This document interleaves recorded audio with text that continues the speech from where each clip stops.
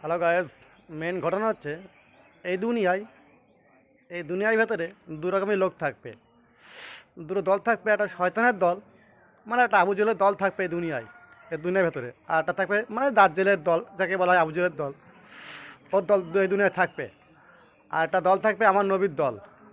তার নবীর দল ওরা হচ্ছে ভালো কাজ করার প্ল্যান করবে, চেষ্টা করবে। আর যারা আবু জেলের লোক, ওরা হচ্ছে এত খারাপ কাজের দায়িত্ব ওদের কাছে ধরে গেছে, বুঝলে? আবু জেল ধরে গেছে। ওদের কাজ হচ্ছে আবু জেলের কাজ, ওই মানে এত খারাপ কাজ ওদের কাছে দায়িত্ব ধরে গেছে। এই দুনিয়ায় মানুষই খারাপ, মানুষই কোনো।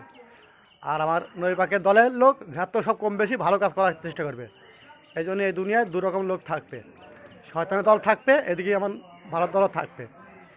তো যতই তুমি ভালো খারাপকে বোঝাও, ও বুঝবে না। কেন? ও হচ্ছে আবু জেলের লোক, ও হচ্ছে দাজ্জালের লোক, ও জীবনে ভালো হবে না। ও হচ্ছে শয়তান। এটাই বলছে আবু জেলের দলের থেকে সবসময়ের জন্য পিছকে হারার চেষ্টা করবেন। আমার নবীর দলে কম বেশি ঢোকার চেষ্টা করো সবাই মিলে, তাতে বেঁচে যাবে।